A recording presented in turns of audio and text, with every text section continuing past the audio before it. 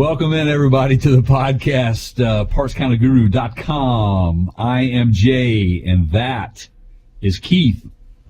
How you doing, Keith?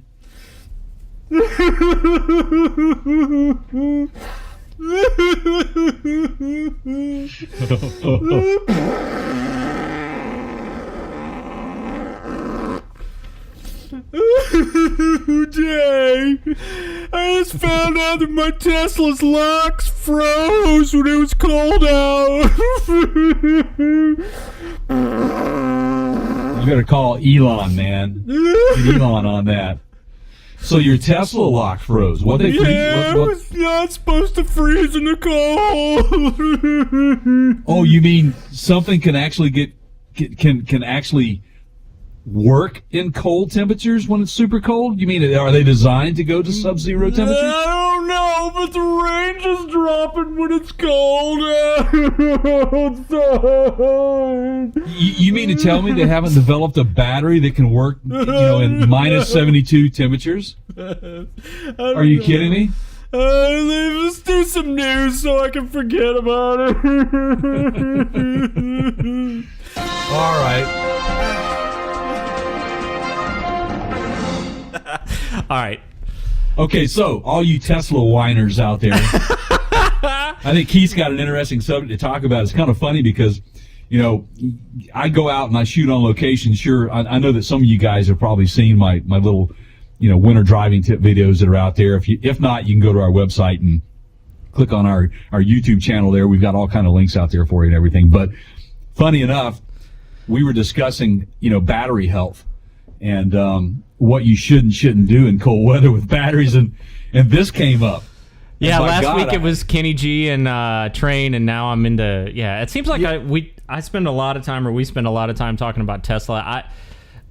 I'm not some Tesla fan.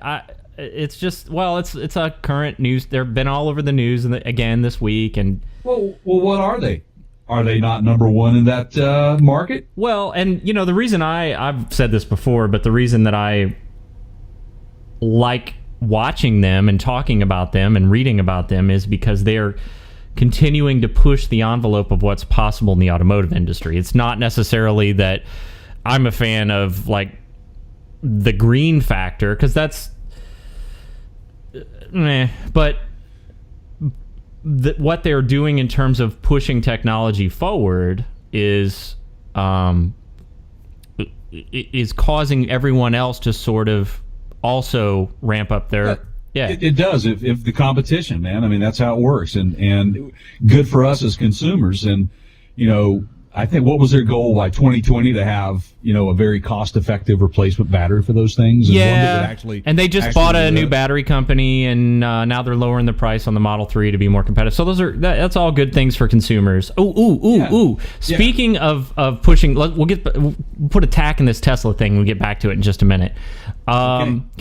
Did you see Terminator? Which one? I don't Terminator know. 1? The first Terminator? Sure. Well, so the concept behind the Terminator movies was that we humans basically pushed technology to a point that the machines became self-aware, right? They're watching right now. Right? That was basically the premise. And then in future movies, they had to try to go back in time and stop. But who knew? Who knew, right? I mean, here with Terminator movies coming out, we're a lot younger. We were a lot younger then when the first Terminator movie came out, Keith. Right. And facial recognition, we thought, that'll never happen, yada, yada, and every photo you take, I will guarantee you in public, you pop up a little square right on your face, man. Yeah. It's insane. And Elon Musk has talked about this many times, saying we are getting into dangerous territory with making AI self-aware, right? Oh, absolutely we are. So this week, this is an article from Forbes. Robot Know Thyself. Engineers build a robotic arm that can imagine its own self-image. Robot self-awareness is one step closer today after engineers at Columbia University built a robotic arm that can imagine itself. Okay, first of all, itself is not a word. Second of all, you people need to knock this crap off. Have you all not seen? Do we not know how this ends? And it isn't good for humanity. It isn't good. No, not at all. This is not good. It's a scary situation, and be careful what you ask for, people. Be careful what you ask for. Look, it's coming. I'm a fan of technology. I'm a fan of pushing the envelope. I think we just established that, but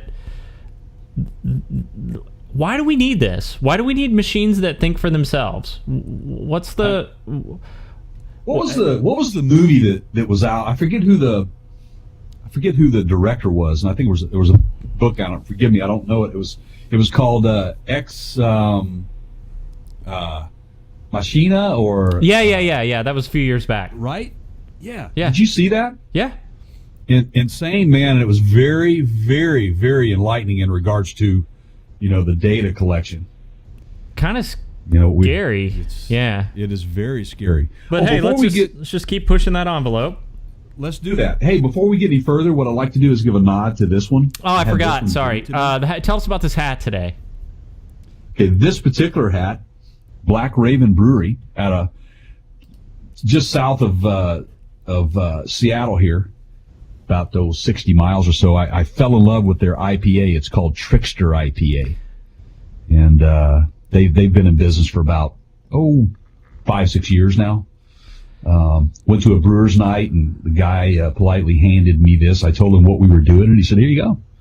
So take this hat and wear it." So I hope to God they have some sort of Edgar Allan Poe Nevermore brew or something that, go to their website, got it. Man. Come Here, on. I have it up. Let's see here. I'll give you a list of their beers. Okay. Hold on. Let's see. Our beers. Imagine that. Okay. I didn't even Beer need to cue up folio. any music or anything. You just had it right there. Yeah, this is the beer folio. And, well, Trickster. There's Kitty Cat Brewery, or beer. Beat Tweaker. Coco Jones. Corvus Frambitious. No, really, there's not. Okay, well, if anybody at Black Raven is watching or listening, or knows someone that is watching or listening, you guys, what are you doing, man? You got the perfect name come on. for an Edgar Allan Poe parody. Yeah, and I didn't get into it with the guy why they named it Black Raven. I just said, hey, I like the hat, man. Yeah. And the beer is pretty damn good. So, anyway. So, and I almost forgot, by the way, Jay. It's our 10th podcast. Oh, happy anniversary, Keith. Yeah, number 10. Now, I'm not sure if this will air in order, but this is our 10th recording, so... Oh, jeez.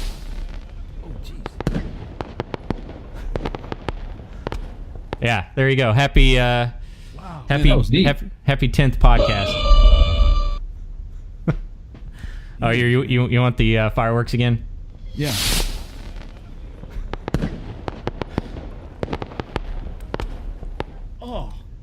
All right. Cool, man. So back to robotics. Yeah.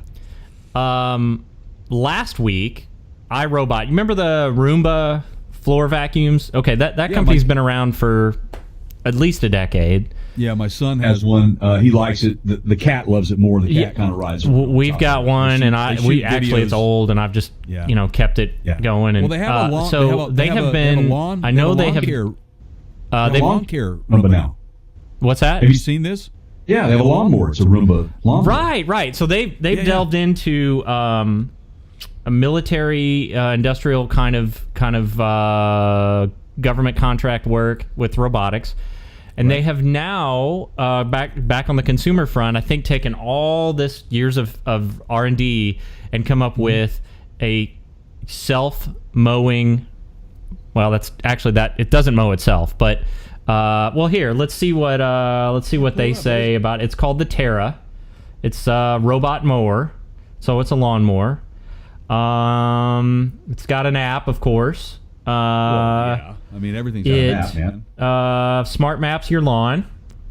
Yeah. And Of course, this is all kind of this whole smart home Jetsons kind of thing that we're headed to, but kind of cool. Who knows? I may have to look into this. It's going to depend on, just like everything else that's electric, what's the run time or the range or whatever. Speaking of the Jetsons and that sort of time in our lives, we used to watch that every Saturday morning, which I loved, by the way. Yep. There will be a time, and we are so close to it. It's already happening, people. You just don't realize it right in front of your eyes. You're going to be able to select food and have it just like that. It's just, I'm not talking microwave stuff, people. So it's again, be careful what you ask for. Well, why do we need it though? Why? We're not even going to have any muscle tissue after this is all said and done, man. Well, I will, because I just fired my lawn guy. So, yeah. Well, just get one of those new mowers. But I still gotta, do the weeding and all that. Okay. I enjoy that stuff. We may need to open a tips for Keith section on the website so that I can get some help on what and when and how, and sure. as it starts to warm up outside, we can get into a little bit of that. We could get into mowing tips. I'm pretty good at with grass. Yeah. So.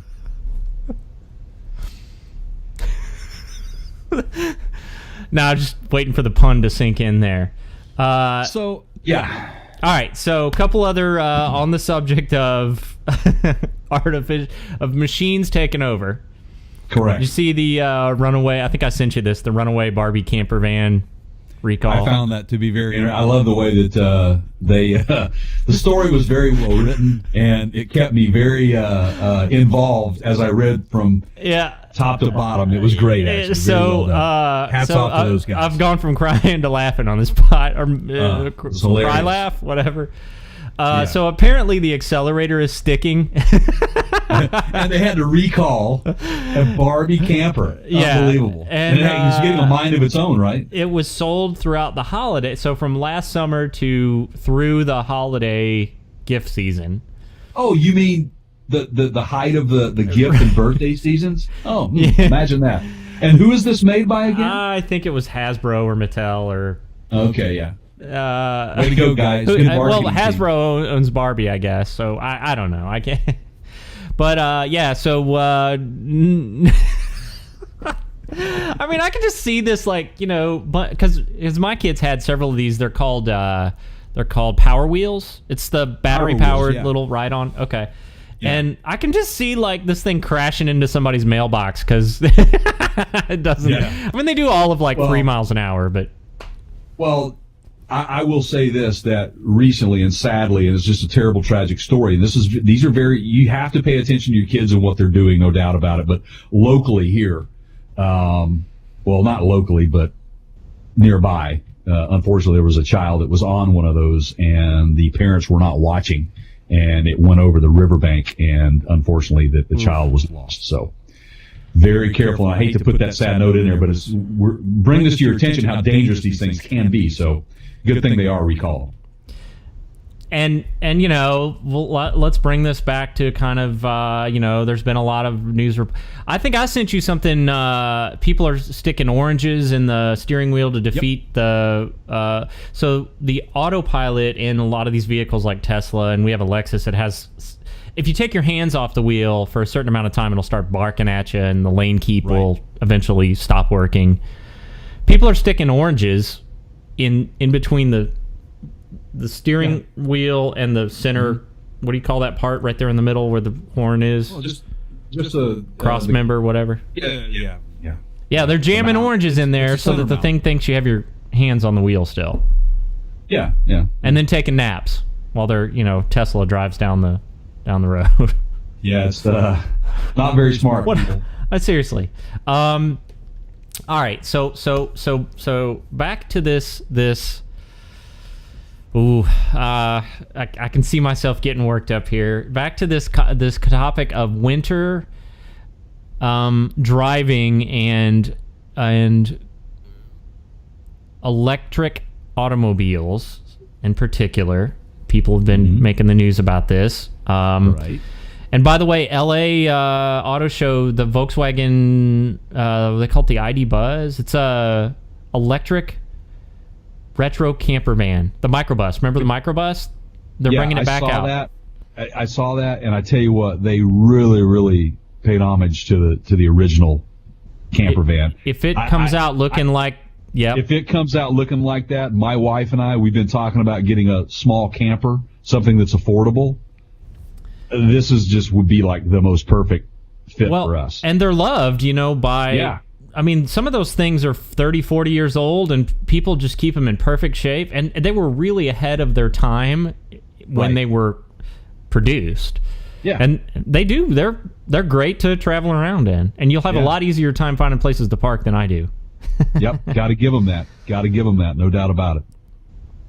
All right, so we've got this situation going on right now where we've had a couple polar cold waves coming across the United States. Vortexes. Yep. And you're in the middle of one right now as we speak. It's 74 degrees here. It's going to be 24 tomorrow. And we hadn't gotten above 25 in several days here, and our lows have been in the teens, and we're expecting 5 to 8 inches probably beginning tonight. Now, you have done a couple winter driving tips videos. I have. I actually learned something from each of them. Well, that's good. And we did a podcast. I think it was podcast number 2. Yeah. Well, that was the one where you were remote. I was sitting on on the Gulf Coast somewhere. It was really warm outside. Ironically, we were sitting kind of windy. Yeah, kind of windy. Yeah. Yeah, we were talking about winter driving. So yes, we were. I played the part of someone during that podcast, and if you go back and listen to it, I think it's episode 2. It's called Winter Driving. Where I was sort of this imbecile, where I would rhetorically ask, things that I'm sure you thought I was just out of my mind at the time, but like I think I said, so wait, you mean I can't just leave at the normal time that I would leave for work every day if there's bad conditions out? Exactly. Yeah, I know. It's people. They just kind of wake up and hit the ground running, and they don't really prepare, right? That's the whole point behind that rhetorical question you were throwing my way. Yeah, so I mean, I'm sure that people thought I was being over the top, and that doesn't happen. No. And then we've got all this news from the cold blast, and people are the first thing I think I want to point out is, I guess when you're the leader in the electric vehicle industry, or the most popular, you're going to draw the most attention, and sometimes it's negative attention.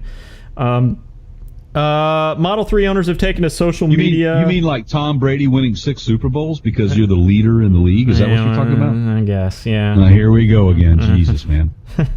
Model 3 owners. Okay, so this guy right here, who's a CPA in New Jersey, bought a Model 3, driven 150 miles in the cold over the last few days, and says the cold weather drained his battery 20 to 25 miles overnight. Okay, first of all, you're a CPA.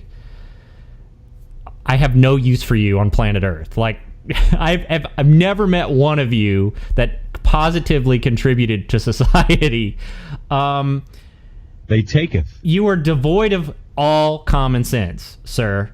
Please take your keys or key fob or whatever you get to that Tesla back to the dealer and turn it in, and go buy. You're a CPA. Go buy something frugal. That's what you do. That's how you promote what you do. You be frugal. So, let's get into this. So, in any battery, whether it's a AA battery in your flashlight, or the batteries in your Tesla, or the battery under the hood, the lead acid battery that you used to start your car, that is a chemical reaction. Correct. That chemical reaction is what allows the storage of, in this case, electricity. When you reduce the temperature, it affects the speed of that chemical reaction. You know how I learned this, Jay? How's that? High school chemistry. Yes. Yeah, I think I was like 14. I think I may have been, about the same age when I learned of that. Now, look, I understand, we all don't retain that, and that's fine. Well, you're an exception, Keith.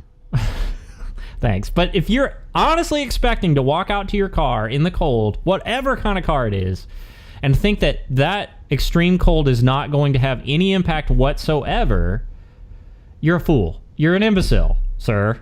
That's right. And I digress. This is exactly my problem with CPAs. So any battery, if it's that AA battery, you take that battery outside and you leave it in 0-degree temperatures, it is not going to produce the power that it would under, say, a 50 or 60-degree Fahrenheit environment. Okay, there is, and that is absolutely correct. And let's put this in terms where people can understand it. This is our podcast about the engine world and what we're used to. And that CPAs are idiots. Yeah. So there you go. I don't have one, so I don't have anything to base. I've never met one that's like not so focused on nickels in front of them that they can pay attention to the obvious. Case in point. Oh, yeah, I got you.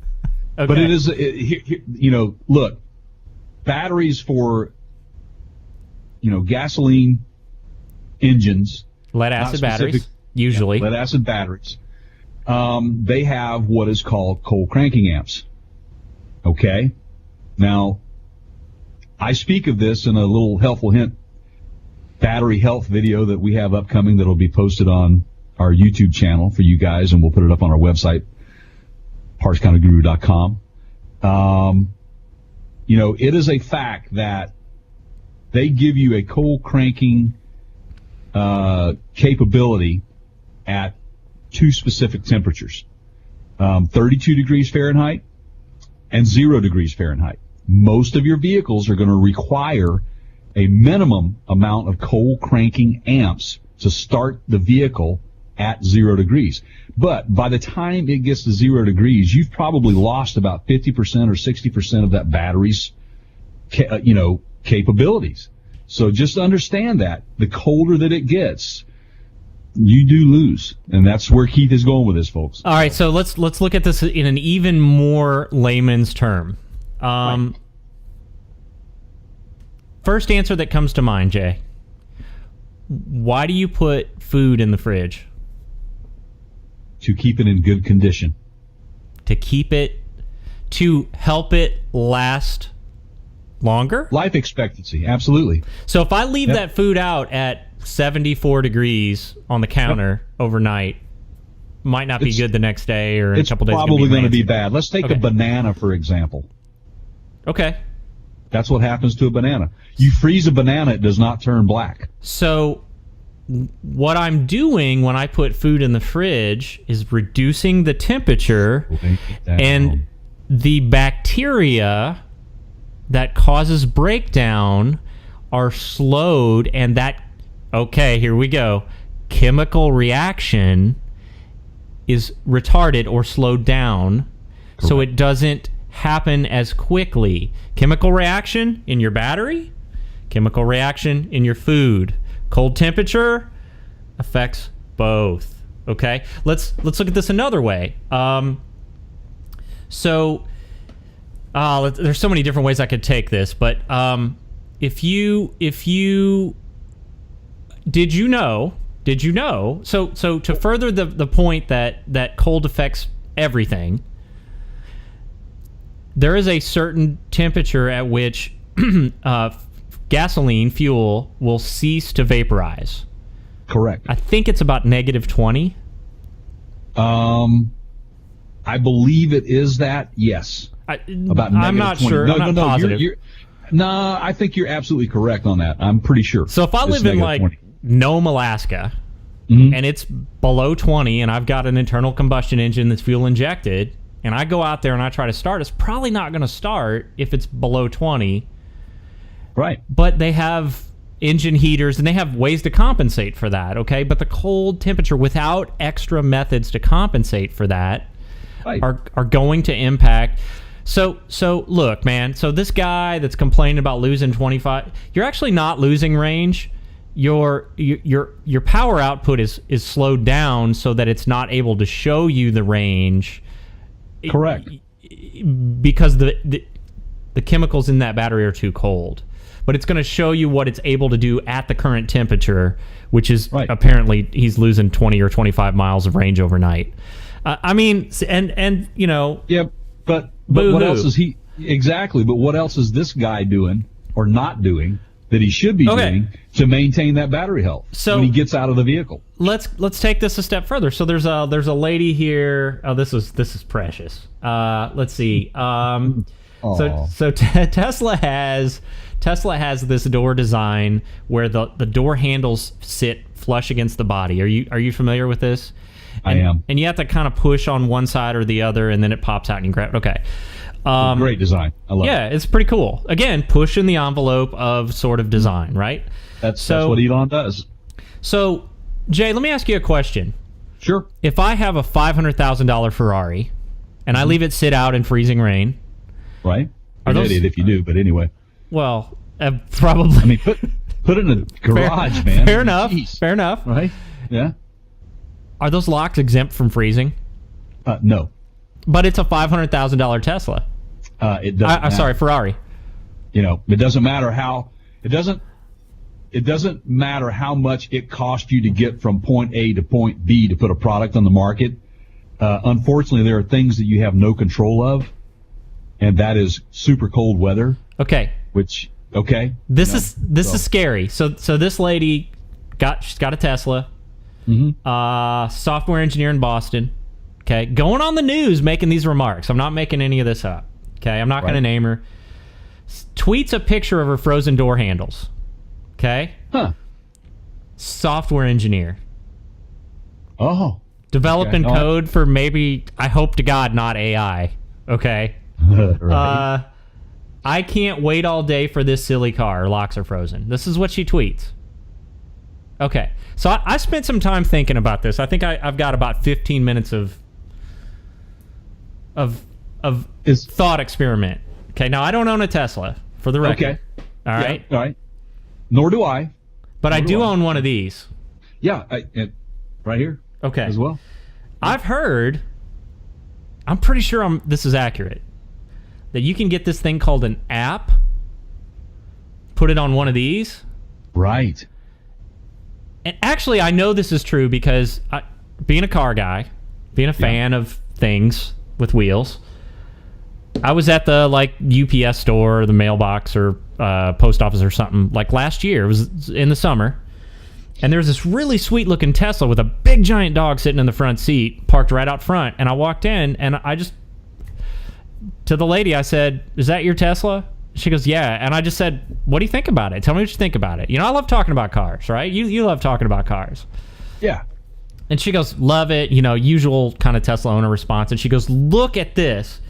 And she flips her phone around and she shows me all the control. She's got this app and she can control the temp. She's got all full climate control. And she's like, "Look, I can crack the sunroof and give the dog, I'm making sure it's a perfect 74 degrees in there for my dog." Yeah. Okay. So let's just say know that it's freezing and sleeting and icy outside. Sure. Do you think it would be at all helpful for me to maybe raise the temperature in my car and start it up maybe about 15, 20 minutes before I need to leave? Just crank the heat up in that thing. And I mean, is that going to help unfreeze anything at all? I think it probably would. I think so. I think that you might be able to climb into that car. I don't know, Jay. I mean, I'm not a software engineer or anything. But it would seem to me that someone of that caliber would be able to figure that out. Or let's go old school. How about a hairdryer? Ooh, yeah. Some people they haven't experienced that, or they're just not smart enough to even get out of bed. Software engineer can't figure out how to work a hairdryer. I'm gonna go on Twitter and tweet that I don't have all day to wait for the silly car. These are actual tweets that people put out about not being able to get in a vehicle. Fault. and it's the car's fault. Oh my God. So, unbelievable. Okay, so again, winter driving podcast episode 2. We talked about preparedness. Get I up a sat little there earlier. and played the part and said, Jay, I need to leave at the exact same time. I need to have a coffee in this hand doing 100 miles an hour down. This is why we can't have nice things, people. Because right. You got, you know what? I'm going to solve this lady's problem. I'm going to solve this lady's problem right now. Okay? Here's what I want you to do. I want you to go get your car, get your Tesla Model 3, get the key fob. Now, let's take it a step further so that you don't ever have to deal with frozen locks again, because clearly that's your expectation. You don't have all day to wait on this silly car, right? Let's do this. Let's go ahead and let's not buy another car. Problem solved, okay? Get this thing right here, okay? Go get a ride, go get a Lyft or Uber, what do they call those? Ride share? Yeah, ride share. Yeah. Yeah. Just whenever you need to leave, you go pull open the app and you put in I need to leave. And that guy will show up, or that lady, and they'll take you where you need to go. And you probably wouldn't spend in several years in transportation what you spent on that silly car, right? So problem solved. You don't need that silly car. I certainly don't need you on the road in bad weather with that kind of I just that imbecilic logic. I just can't. Ooh, I'm holding back here, man. I mean, common sense is lacking there, I think, somewhere. Software engineer, man, we're screwed, Jay. Yeah, we are screwed. Yeah. Well, there.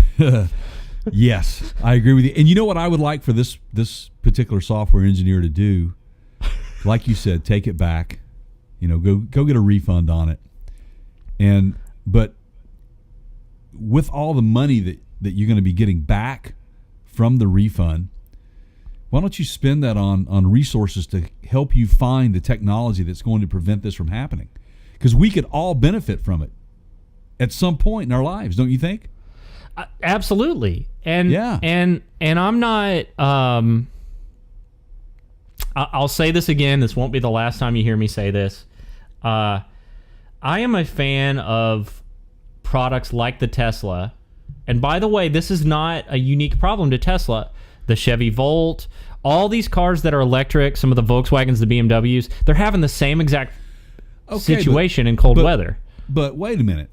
Now, there is, this problem has existed since the automobile was invented. Or since, I would argue that it was in existence even before then. We just didn't have the product. Exactly. And where I'm going with this is that, we've all had power locks.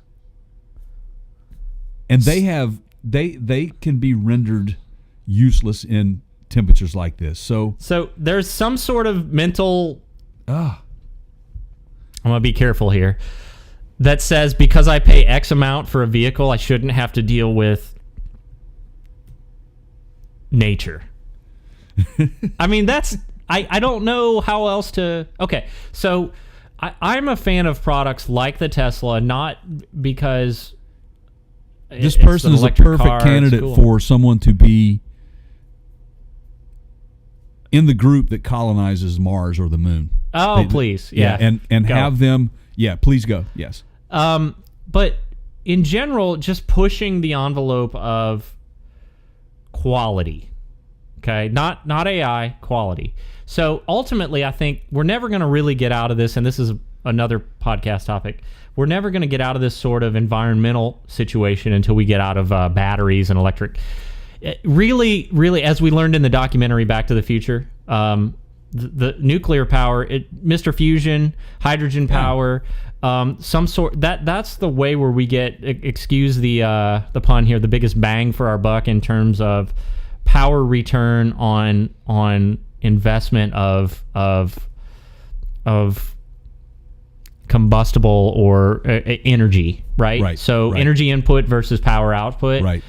And if we can get to that point, then they've played around with hydrogen power. I mean, that's really where we're going. But it's still electricity. It's still making electricity. So you have to have sort of this in-between phase of battery-powered cars.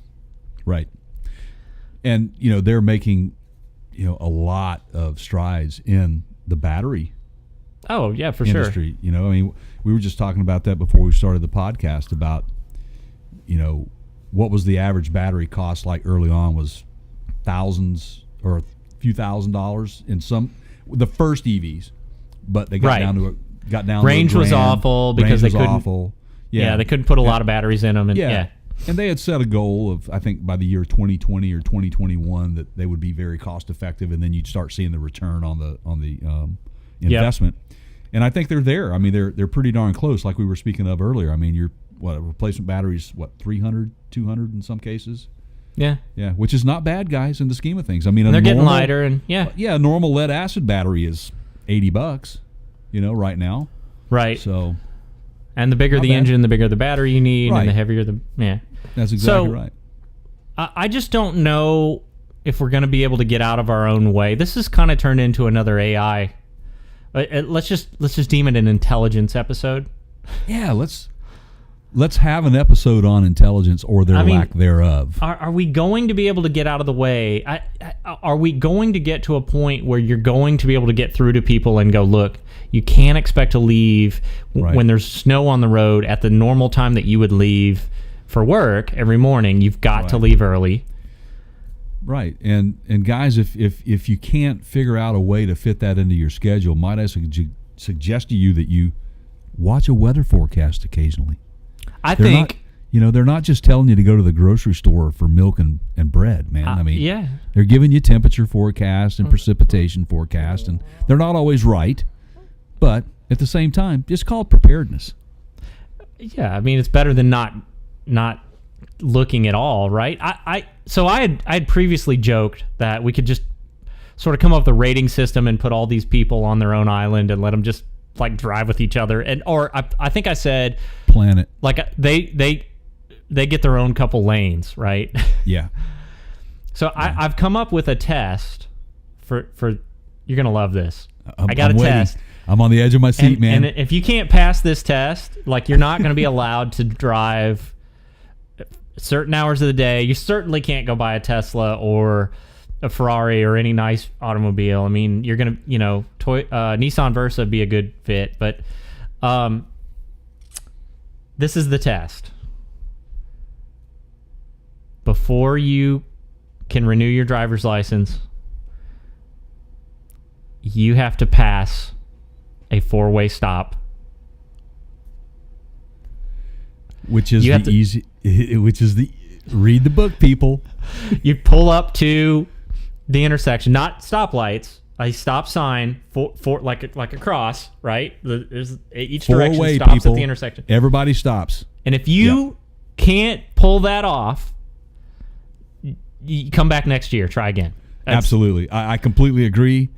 Or roundabouts or traffic circles, same thing.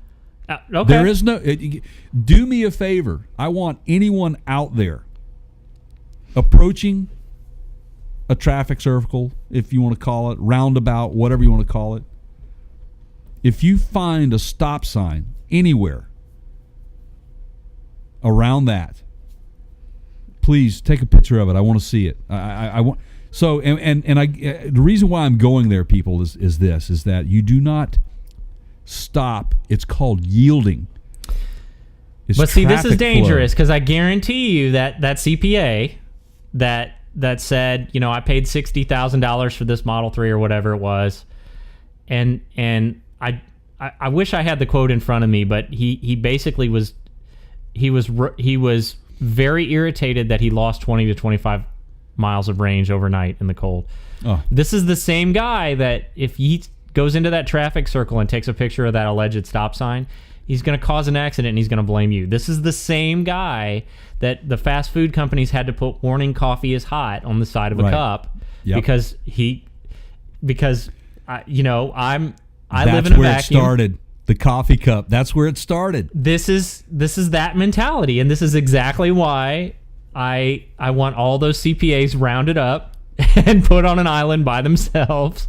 I'm joking. I'm joking. Stupidity. I welcome your letters. Stupidity and lack of common sense breeds disclaimers. I mean, sorry. Really, dude. Like, if I read this article and I read his comments and they were quotes, and if he actually said that, don't come anywhere near my finances, please. And what part of the country was this guy in?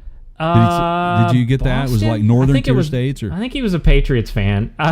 Oh, God, that's even better, man. So here's the deal, guys. I mean... Here, I'll look it up while you keep talking. You need to do your homework when you buy a vehicle because cold weather has such an effect on... It doesn't even have to be an electric vehicle. My mistake. Where? New Jersey. Oh. So, he's a Bon Jovi fan. But That's a parking lot for Philly, I think, or something like that. I don't know. Okay. But yeah, CPA in New Jersey. Bought a Model 3, driven in 150 miles in the cold over the past few days. And this is the quote: "My biggest concern is the cold weather drained my battery 20 to 25 miles overnight and an extra 5 to 10 miles on my drive to work. I paid $60,000 to not drain my battery so quickly." He didn't complain about the seat warmers not working, did he? I bet his rear end was warm. I'd pay some real money for you to never drive a car again. Absolutely. Yep. Absolutely. What a dork. So, what else do we have to add to this whole AI winter driving common sense? I mean, we tread carefully here, but we talked about the preparedness in episode 2 in our, like you were saying, we talked about winter driving preparedness, man. I mean, it's simple. Get up a little earlier, guys. I can't rehash it over and over and over again. But be prepared. And you have a responsibility to yourself before you get to the super cold months. And again, I've got an upcoming battery health video that I just shot that, it's simple, but apparently CPAs and software engineers need this stuff too. So that's why I'm here, guys. So now what I would like, and we haven't really plugged the website yet. We need to do that. But before we get to that, what I would really like you to shoot for your next video, we could put a poll up on like Facebook or something. Okay. I want to see you implement a fix for the Barbie runaway camper van. Ooh. Wow. I may have to reach out to some local resources for that. Yeah. If you will, you got to get in it though. You got to, Well, I'll drive it. Send me one. Hey, listeners out there, if any of you have any of those recalled Barbie vans, we want to use it in an experiment and show you guys how to fix it. So don't worry, we're not going to put anybody at risk, but we want to have a little video, and I'll do that. I'll take that challenge. All right, fair enough. Contact us on the website, which is I'm never going to say it again because I can't say it without messing it up. What is it, Jay? www.partscountergurus.com or guru.com.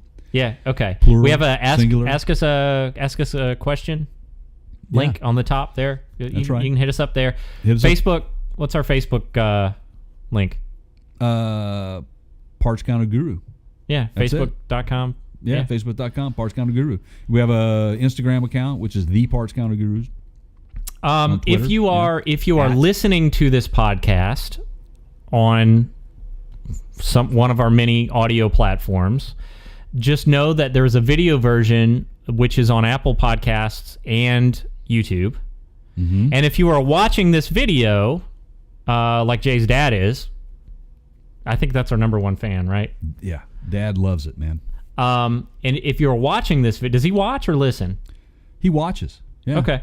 So if you're watching the video, know that there are audio-only versions. I mean, you don't get to see all the elaborate. You don't get to see Jay's headwear and there's a lot of things you're missing out on if you're if you're listening. But I understand if you got to drive, you got to focus. So we're on all the podcast platforms on audio. If you go to our website, what's our website, Jay? www.partscounterguru.com. There is a podcast links. I can say that without messing it up. There's a podcast links link at the top. It says podcast links. Right. Click on that. It's got everything. It's got the YouTube link. It's got the Apple link. It's got the Android link. It's got Google Play. It's got Google Podcast. It's got Stitcher. Yeah. It's got TuneIn. It's got, I don't know. What is it? iHeartRadio too? Aren't we? Maybe. Maybe I can't like keep up with all this technology. I think so. Yeah. I'm not a software engineer. Ooh. sadly, I have a son who is. I may have to have a talk with him about his electric vehicle that he's driving. My son drives a Volt, a Chevy Volt. Yeah, he loves it. Yeah, he loves the car. But good for him. Not only is he a very good software engineer, he has a lot of common sense. And I'm not just saying that because he's my son. But I think that has a lot to do with it. Yeah, could. But he has, his ability to think critically is pretty good. So let's just say that he did his homework and he understands how things work. So, all right, I got one along the lines of software engineers, CPAs, and common sense. Right. I have one thing to add, and this is from personal experience. Okay. We're into kind of tax season right now. Everybody's filing their tax returns or getting ready to. Okay. Yeah. And I see this on a very frequent basis. This is Keith's public service announcement. Okay. Please do not email anything that has your personal information, like your social security number, date of birth. Probably not a good idea to send your, driver's license number. Definitely not bank account information. Do not send that information in an email to anyone. Correct. That's a not very to your. good. I get CPAs. I have. Yeah, that's a very good. If it's not a secured form of that, which everybody's email done. Is not. Email is not secure. Here's the analogy I can give you. Okay, you are you're my mailman, and I hand you a clear briefcase full of $100 bills, and just clear. You can see right in it. Okay, now everybody, it's clear. It's a great every analogy. stop that you make. Thank you. You put that sucker down and you walk to the next, house or door, mailbox or whatever. Everybody can see. Everybody that drives by can see what's in that. Well, it's only a matter of time before somebody has a little looky-loo and the mailman's over here doing something else. And now we know what's in the briefcase. I'm going to go do a little snatcheroo. And when you send your information in an email, there's nothing hiding that information from anyone that wants at it. So please don't correct. email personal information ever, ever, ever, ever. There are secure ways to send it. Even faxing is more secure than email. True, because you've got a direction a directive given at the other end to pick it up. But it's more secure, yes, but still, it's not a safe bet. Trust me, there are ways to avoid being taken, and people are getting taken every day because of what Keith just mentioned. So, good point, man. Good to bring. And that if you up do this want to time of year. email bank account numbers and social security numbers and all that, just send them to us. I mean, yeah, it's www.partscounterguru.com. Yeah, there you go. Okay, so also there's this is the last thing, and then I'll cut us loose here unless you've got anything to add. No, we have another subject we're going to talk about along these same lines, and that's should you warm your vehicle in the morning before you leave? You want to save that for another one, or you want to do it now? We can talk about it real quick if you want to. You want to put that in there? Yeah. Should I warm my vehicle before I leave in the morning? Yeah. Should I, when I wake up in the morning, should I allow my vehicle to start warm my up? car? Start your car, yeah. But wait, I heard that was did more damage to the engine than good. Not true. Okay. Simply not true. It does not hurt. What causes the damage? You know this, Keith. People, look, here's the deal. The lady with the locks on the Tesla, this, you might want to pay attention to this, but you have what is called a remote starter. She's trading that car in and going with Lyft. She's already traded in? Yeah, okay. I think we've solved that one and moved on.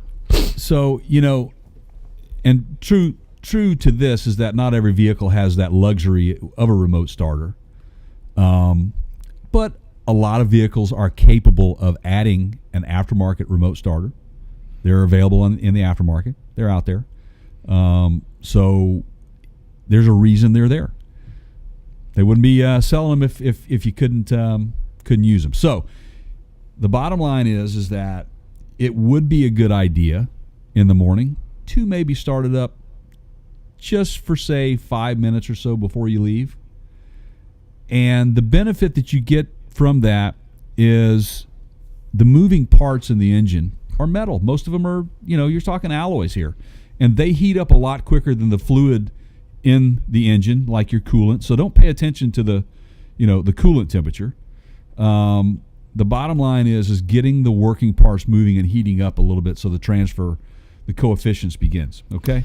So, and it's very important. It's vital to know that once that happens, you don't need to let it warm up for 20 minutes. That's not necessary, folks. Unless you just want the thing cooked and you want to bake a loaf of bread before you leave, that's fine.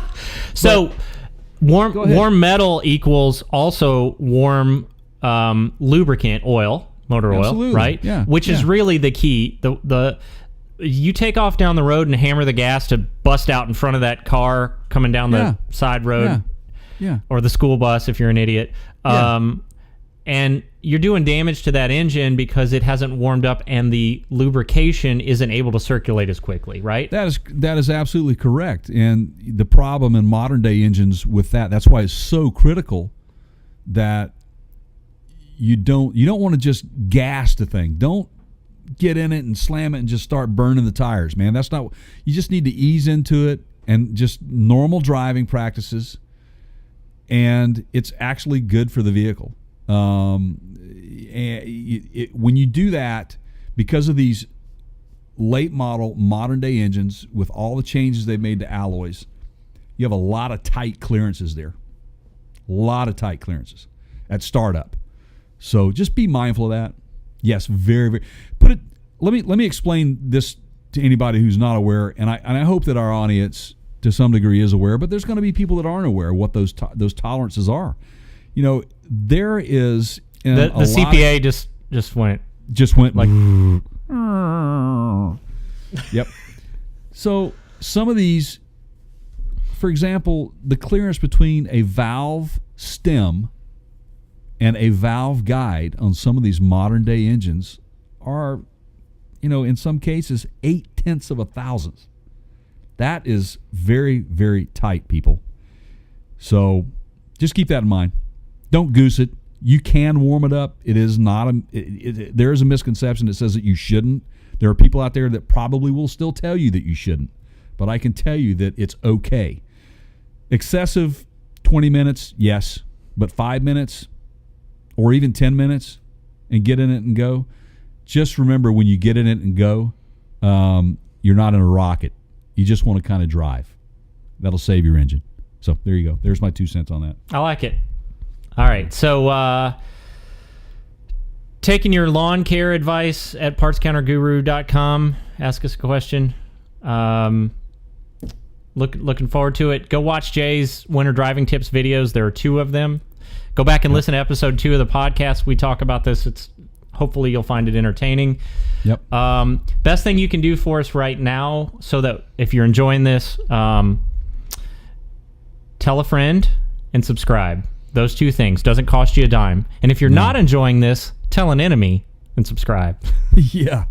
There you go. That would be a huge help to us. Yeah. I think they're going to get something out of it, Keith. I just, I think, just the laughs about, everything, just. Become a fan on our website. The Redneck Driver makes an appearance. There's a Become a Fan link on our website. If you sign up for that, we do a random grab bag drawing every 250 fans. So go do that. Nice hat. Yep. Send the hats in. Lawn advice to me, partscountergurus.com. Until next time, I am Keith taking your lawn advice. That is Jay over there.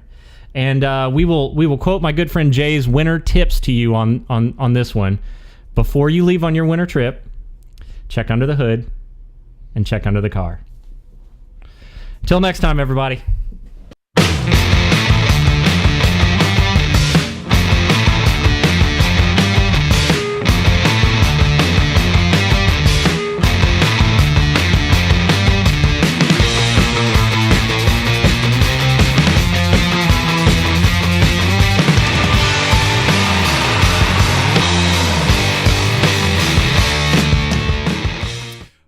I'm already up to like 100 megabytes.